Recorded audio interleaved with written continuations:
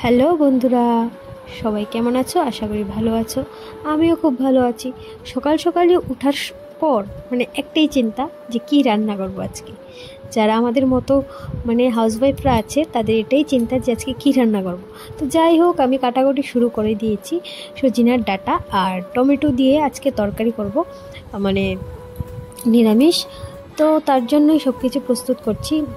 যাই হোক, রান্না তো বসিয়ে দিলাম।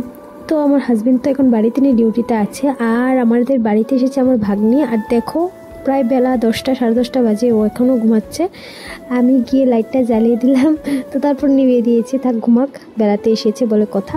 তো যাই হোক, আমিও চলে যাচ্ছি আবার রান্নাঘরে। তো তারপরে হঠাৎ করে শ্বশুরমশাই বললো চা খাবে, ডিউটিতে চলে যাবে। এখন চা খাওয়ার সময় চাটা না সব বাবারই বেশি একটু খাই, তো তার জন্য চাটা করে দিলাম। তারপর চাটা দিয়ে তারপর আমি করে নিচ্ছি মিক্সচার রান্না করার জন্য।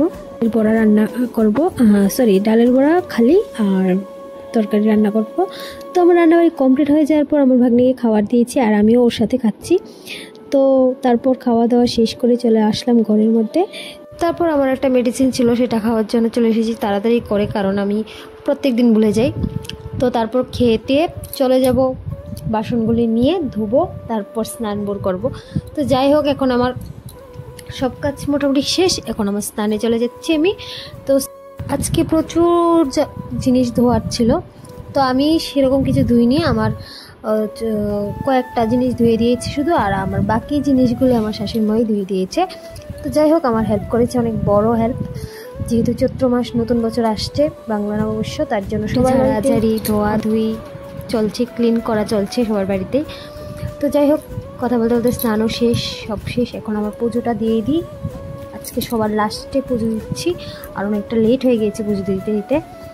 তো এই যে পুজো দিতে বসেছি, তাও আমার শান্তি নেই, ডাকছে পাশের বাড়ি থেকে একজন। তো তারপর পুজো দেওয়ার সময় আমার উঠতে ইচ্ছে করে না। তারপর অনেকবার ডাকার পর তারপর উঠে উত্তর দিয়েছি, কথা বলতে গিয়েছি।